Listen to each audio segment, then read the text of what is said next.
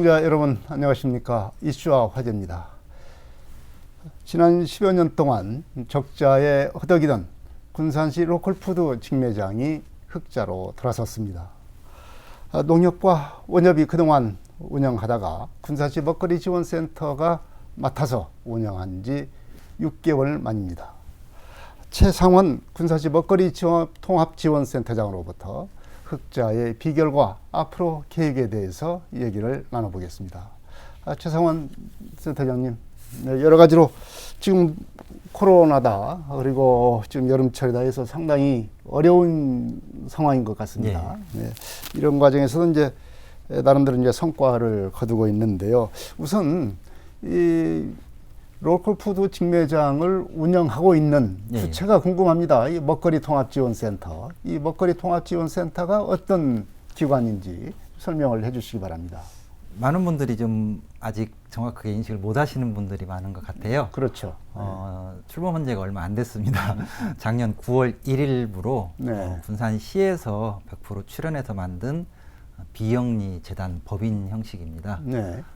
아시겠지만 문재인 정부 혹은 현 재단의 이사장이기도 한데요.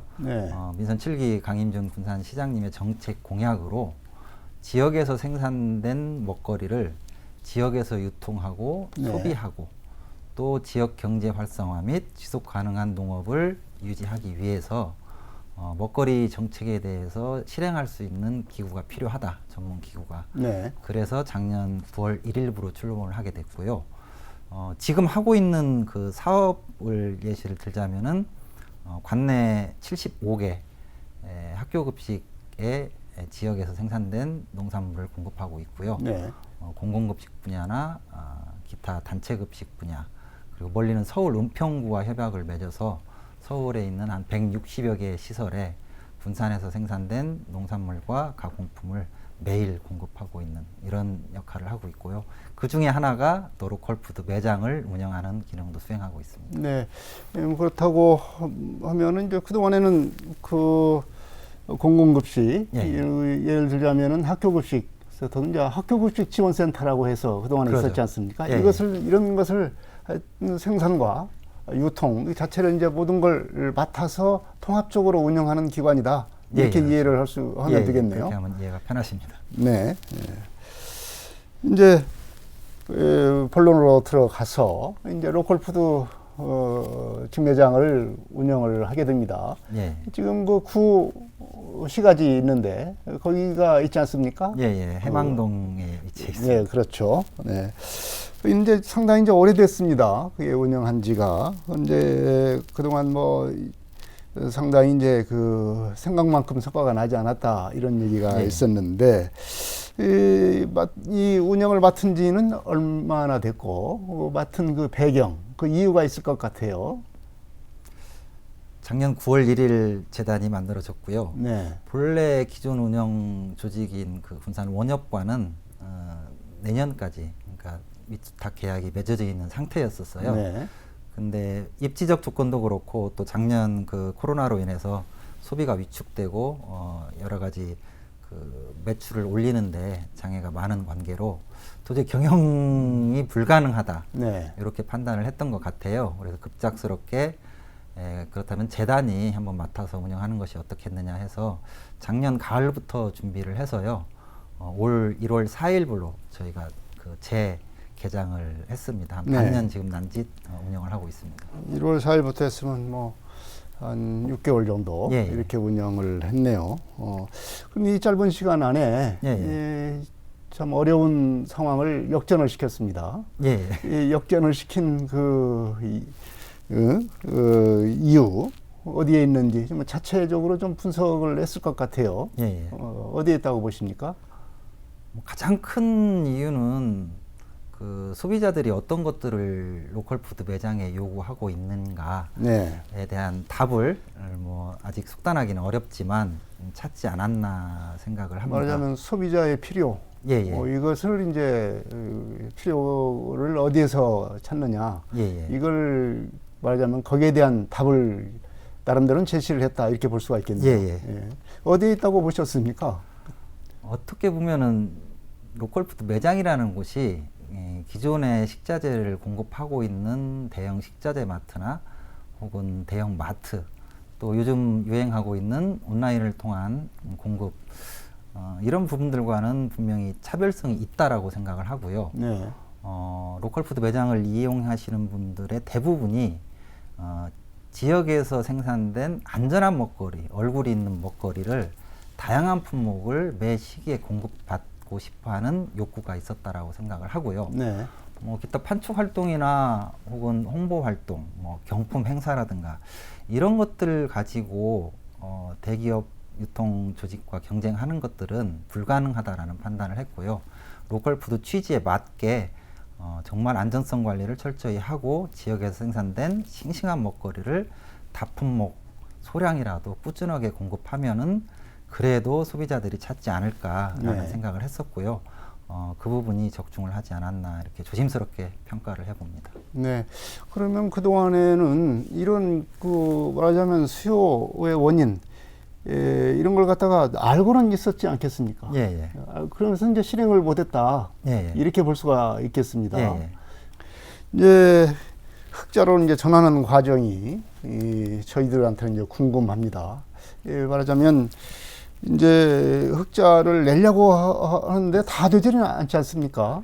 그래서 그렇죠. 물론 이제 인수를 하기 전에 예, 예. 좀 준비는 하셨다고 말씀을 하셨는데 처음에 무엇부터 시작을 하셨습니까?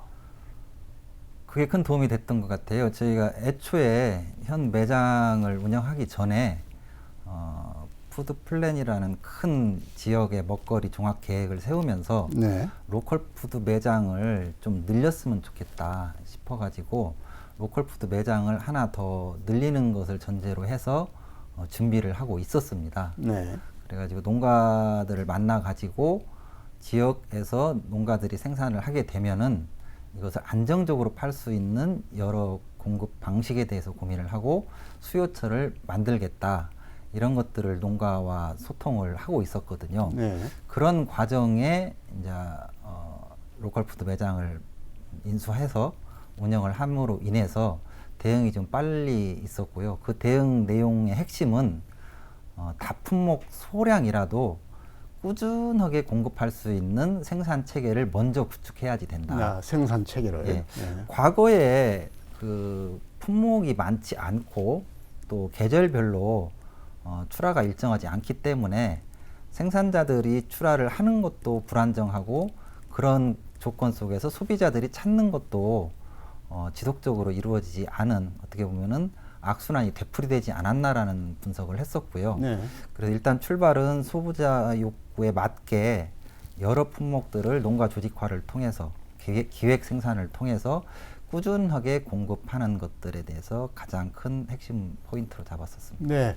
이제 다품목 소량 예, 예. 생산 체계를 유지하고 꾸준히 예, 예. 이 공급을 받을 수 있는 그런 체계를 만든다고 이렇게 만들었다 이렇게 말씀을 하셨는데 이게 지금 말하자면 농가를 생산 농가들의 어떤 체계화, 예, 예. 조직화를 해야 될 텐데 예, 예.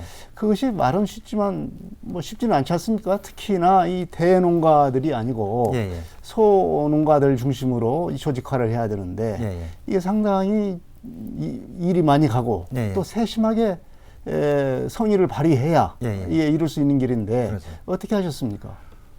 그 국가 정책이기도 하고요. 네. 군산 자립 도시, 자립 경제 혹은 먹거리 자립 도시를 만들자라는 캐치프레이즈가 있지 않습니까? 네. 그래서 농업 부분 먹거리를 중심으로 한 사업을 체계적으로 구상하고 실천하기 위해서 기존의 농업기술센터에 있었던 농산물 유통과를 네. 먹거리 정책과로 변형을 시켰습니다. 아주 그 조직 자체를 예, 그렇게 그래서 변화를 했군요. 기존에 가지고 있었던 여러 사업 부분 플러스 알파로 해서 먹거리 정책계 혹은 기획 생산을 위한 기획 생산계를 별도로 또 신설을 했습니다. 네. 그리고 재단 내에도 생산 단계부터 작부 계획을 짜고 생산 과정 전체를 관리하기 위해서 생산 관리 팀을 별도로 만들었습니다. 네. 그래가지고 홍보도 하고 기존에 출하를 했던 농가분들을 다 연락을 해서 새롭게 그 출범을 할 테니까 계절별로 이러이러한 것들을 생산만 해주십시오. 그러면은 최대한 함께 팔도록 노력하겠습니다. 라는 설득 과정을 거쳤고요. 네. 그렇게 해서 모집된 사람들을 코로나 시국이긴 하지만 매주 이렇게 나눠 가지고 교육을 했습니다. 교육을 예, 또 그 했군요. 교육의 네. 가장 핵심 내용은 기존의 로컬푸드 매장이 수가 적고 또 로컬푸드 매장 이외에 판로가 없어서 아주 소량 생산했음에도 불구하고 팔지 못하고 생산비 보전을 못 받는 것들을 함께 극복을 해봅시다라는 좀 읍소도 좀 했었고요. 네. 그런 비전을 제시하면서 새로운 생산자 등을 모집했고 그분들이 또 새로운 품목에 도전하는 과정이 아닌가 이렇게 생각을 해봅니다. 네. 그렇게 한다면은 지금 그렇다고 한다면은 이 생산에 참여하는 예. 이 소농가들이 얼마나 됩니까?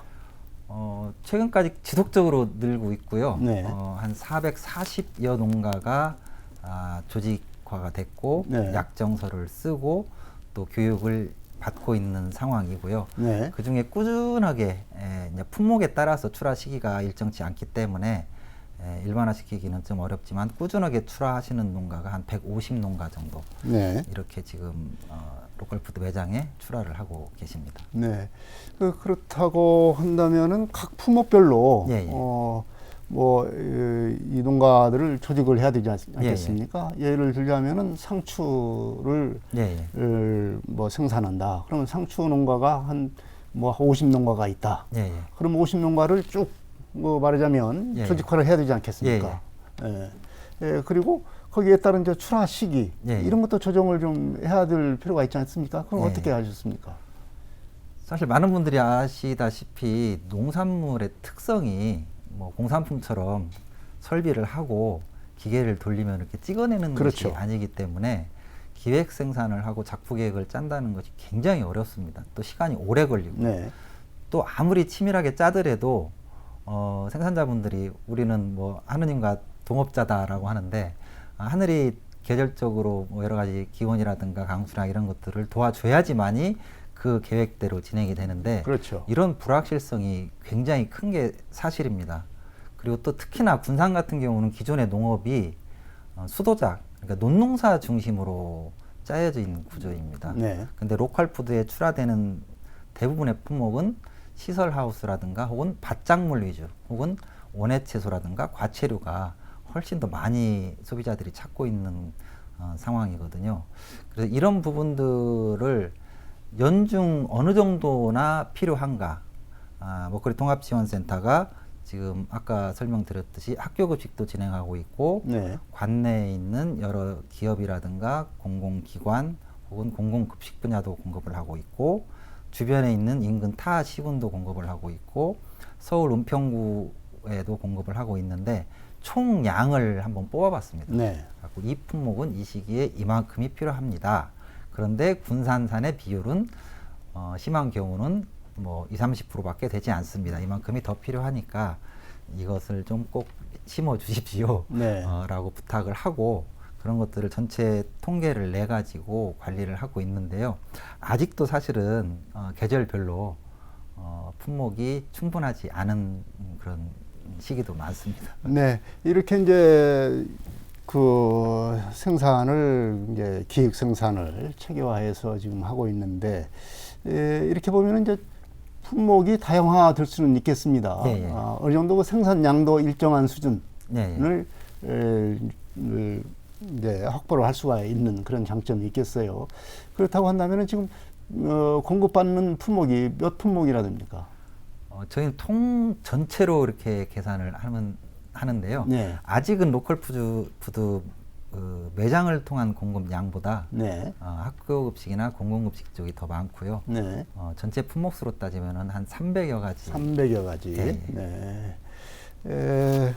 300여 가지의 품목들을 이제 생산 농가들부터 공급을 받는다라는 얘기인데 사실 또 소비자들이 필요한 농산물, 지역에서 생산 농산물을 공급받기가 굉장히 어렵지 않습니까? 그래서 지역에서 생산되지 않는 품목에 대해서는 이제 다른 지역에서 공급을 받아서 이제 유통을 시켜야 될 텐데 이런 경우는 어떻게 합니까? 사실 로컬푸드 취지가 지역에서 생산해서 지역에서 그렇죠. 소비하는 구조지 않습니까? 네. 그럼에도 불구하고 어떤 지리적 혹은 기후적 요인으로 시기별로 도저히 생산이 되지 않되 소비자들이 또 요구하니까. 소비자들은 또 이 품목이 있었으면 좋겠다라는 네. 요구를 많이 듣죠. 그런 부분들은 인근 시군에서 1차적으로 제휴를 맺습니다. 시군, 다른 시군과 제휴를 하는군요. 네. 1차적으로 가장 인근에 있는 전라북도 내에 있는 인근 시군과 제휴를 맺고요. 네. 그것도 불가능하다. 뭐 지금 사실 군산 같은 경우도 감귤 재배 농가도 생겼어요. 아직 출하가 되지는 않는데 네. 제주도 동절기에 뭐 제주도에서 물건을 받을 수밖에 없는 품목이다. 이렇게 하면은 기존의 업체들 같은 경우는 그냥 단순하게 사오는 이런 관계였는데 저희는 그렇게 하지 않고 군산산을 또 그만큼 공급을 하고 네. 외지 것들도 공급을 받고 이렇게 제휴를 맺어서 공급을 받고 있고요. 과거에는 제휴 비율이 제휴푸드 비율이 한 10%가 넘을 때도 있었는데 네. 최근에 통계를 내보면 저희가 한 6% 6% 정도로 정도. 많이 줄였고요. 네. 그만큼 지역 내에서 기획 생산을 통해서 공급을 받고 있다라고 보시면 맞고요. 중장기적으로 보면은 아무래도 외부에서 가지고 오는 것들을 가능한 한 줄이려고 애를 많이 쓰고 로컬 있습니다. 푸드의 취지가 바로 그런 거니까. 예, 예. 네, 가급적 그러는데 이제 소비자들의 요구를 하는 경우에는 이렇게 인근 지역과 제휴를 맺어서 공급을 한다는 말씀인데, 또 최근에는 이제 지역에서 생산된 농산물 그 자체로 유통을 할 뿐만 아니라 또 가공을 원하는 경우도 상당히 많지 않습니까? 이런 경우는 어떻게 합니까? 요즘 소비자들의 패턴이 1차 농산물을 구입을 해서 이렇게 다듬고 조리를 해서 드시는 것보다는 뭐 레디밀 혹은 밀키트 방식으로 해서 뭐 물만 붓고 끓인다든가, 그렇죠. 혹은 완전 가공품을 찾는 경우가 갈수록 늘고 있지 않습니까? 그런데 사실 이런 것들이 대기업의 가공품 위주로 편제가 됐고, 지역에서 1차 농산물을 생산한다든가 혹은 지역에서 가공품을 취급하는 분들은 대부분이 아주 영세하고 품목도 다양하지 못했던 것이 기존의 상황이었고요. 그래서 사실 몇 년 전부터 전라북도 원재료를 이용한 로컬 가공품을 학교나 공공급식에도 공급을 하는 이런 사업이 생겼습니다. 네. 그리고 또 각 지자체별로 농민가공센터라고 해가지고 농민들이 1차 농산물을 생산해서 이것을 가공할 수 있는 시설, 공간을 지자체에서 제공을 하고, 그렇죠. 또 여러 가지 제조 기술이라든가 인허가라든가 이런 것들을 논스톱으로 제공해주는 서비스를 제공하고 있거든요. 군산도 뭐 그 가공 지원센터가 있지 않습니까? 군산에도 지금 농부의 식품공장이라는 가공센터가 있고요. 여기에서도 별도로 농민들을 조직해서 한 60여 종류의 가공품을 생산을 하고 있습니다. 뭐 꾸준히 나오는 것은 60가지 정도는 되지 않지만 갈수록 늘어나고 있고요. 저희가 지금 로컬푸드 매장을 새로 세우는 과정 속에서 농부의 식품공장, 제2공장을 지금 짓고 있어요. 그래서 올해 12월에 준공을 하게 되면은 거기서 생산되는 가공품의 종류도 훨씬 더 다양할 것 같고요. 기타 다른 그 부족분 같은 경우는 기존의 학교급식이라든가 공공급식에 공급했던 가공업체들을 수소문해서 물건을 지금 수급받고 있는 상황입니다. 네, 뭐 농부의 식품공장 이게 지금 다시 또 하나 들린다 그래서 그만큼 가공식품의 수요가 많다. 이렇게 얘기를 할 수 있겠네요. 네. 이제 이렇게 이제 품목의 다양화, 그리고 생산 체계의 조직화, 그리고 유통의 어떤 그 유통망도 상당히 확충을 한 것 같이 그렇게 보입니다. 그러면은 어떻습니까? 소비자들이 이제 그렇게 늘었기 때문에 말하자면 이제 적자에서 흑자로 돌아선 것 같은데 소비자들의 반응은 어떻습니까? 선순환 구조라는 얘기를 계속 드리게 되는데요. 생산자 입장에서는 판매가 저조하기 때문에 출하도 어렵고 또 그걸 믿고 재배도 어렵다라는 인식이 있었고요. 품목이 다양하지 못하고 또 출하량이 많지 않고 관리가 소홀해지면은 또 소비자 입장에서는 매장을 더 찾지 않게 되는 이런 악순환 구조였었는데, 그동안 어떤 생산자들이 이 출하량이 설사 적어서 회수하는 한이 있더라도 자기가 생산했던 것들을 꾸준히 전시함으로 인해서 소비자들의 만족도가 늘어나고 그로 인해서 더 소비자들이 많이 찾게 되고 또 그로 인해서 생산자들은 더 다양한 품목을 재배할 수 있는 여력을 갖게 되고 이런 선순환 구조가 딱 그 이번 케이스가 아닌가라는 생각을 하고요. 그런 품목이 다양해지고 신선하고 회전이 빠르기 때문에 찾는 소비자들 같은 경우도 구매 혹은 제품 구매 이후의 만족도가 훨씬 더 상승하고 있는 이런 과정을 거치고 있다라고 생각을 합니다. 네, 지금 뭐 소비자들을 늘리기 위해서 여러 가지 뭐 그 방안들도 지금 하고 있지 않습니까? 예. 말하자면 이제 정기 뭐 회원제를 한다랄지 예. 뭐 이런 식의 어떤 그 회원제 같은 경우도 소비를 늘리는데 큰 역할을 했지 않나 이렇게 생각이 듭니다. 예, 많은 분들이 도와주셨죠. 네. 뭐 시에서도 제한된 방식이나 뭐 한정된 예산이긴 했지만 홍보를 위해서 많은 도움을 많이 주셨고요. 또 저희 같은 경우도 좀 더 신선한 물품을 공급받기 위해서 생산자들이 이용할 수 있는 배달 앱을 만들었어요. 배달 앱이 아니라 그 생산 앱을 생산자들이 볼 수 있는 예. 이 앱을 통해서 과거에는 영업이 다 끝나면은 하루에 어떤 품목이 몇 개가 판매가 됐다라고 이렇게 문자로 네. 가는 시기였는데 지금은 그게 아니라 실시간으로 네. 내가 출하했던 것이 상추가 10봉지인데 8봉지가 나갔구나. 바코드를 소비자가 이제 구매를 할 때 예. 바코드를 찍게 되면 예. 바로 그것이 예. 말하자면 생산자한테도 그렇죠. 연계가 되는군요. 그러면은 말 그대로 결품 혹은 어떤 품목이 비는 것이 아니라 네. 바로 생산자가 이렇게 대응을 해서 네. 채워낼 수 있는 뭐 이런 구조. 그리고 소비자 같은 경우는 그럼으로 인해서 내가 찾는 물건이 항상 싱싱한 물건이 있다라는 인식을 좀 갖게 됐던 것 생산농가 입장에서 그런 걸 보면은 실시간으로 예. 내가 납품을 10개를 했는데 9개가 팔렸다. 예. 그러면 바로 보충을 해서 그럴 수 더 있죠. 매장에다 신속하게. 갖다 놔야 되겠다. 예. 이런 생각을 하게 내일이나 되겠군요. 다음 주에 어느 정도가 나가겠구나. 뭐 네. 이런 것들을 미리 예측할 수가 있고요. 네. 보면은 참 그 생산자나 소비자나 그 요구에 바로바로 반응하는 시스템이 되는 것 같습니다. 이렇게 되면 이제 이렇게 로컬 푸드 납품을 통해서 참여 농가들은 그 얼마나 소득이 늘었다고 보십니까?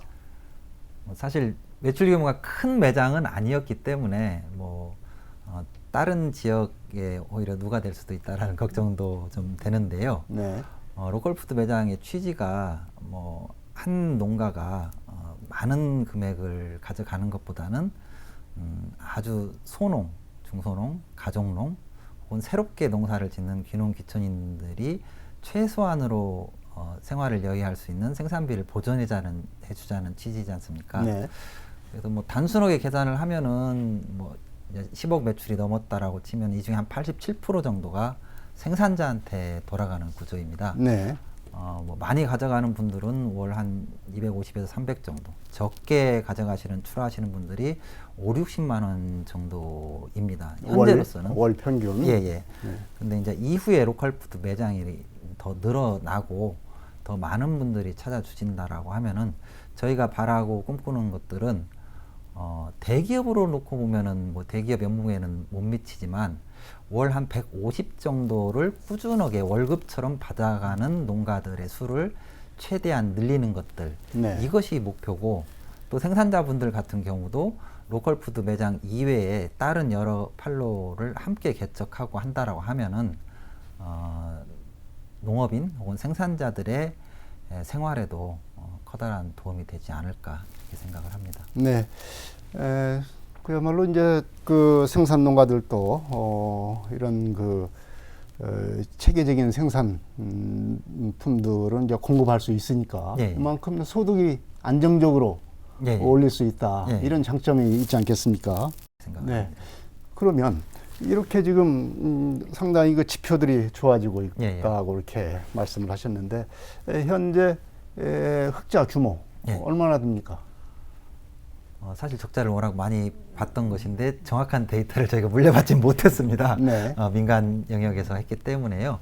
근데 저희 같은 경우는 올해 그 말씀드렸던 것처럼 매출이 한 20억 정도를 보고 있고요. 네, 올 1년. 예. 거기에서 뭐 혹여 흑자가 나더라도 그걸 농민들한테 환원할 수 있는 방식을 좀 고민을 하고 있습니다. 네. 그리고 기피 품목 혹은 생산비 보존이 어려운 품목 이런 부분들은 사실 수수료를 좀 낮추기도 하고 네. 또 교통수단이나 혹은 뭐 고령농 같은 경우는 출하를 하고 싶어도 어려움을 겪고 있지 않습니까? 그래서 이런 분들에 대한 어떤 순회 수집을 통한 출하 방식 이런 것들도 고민하기 때문에요.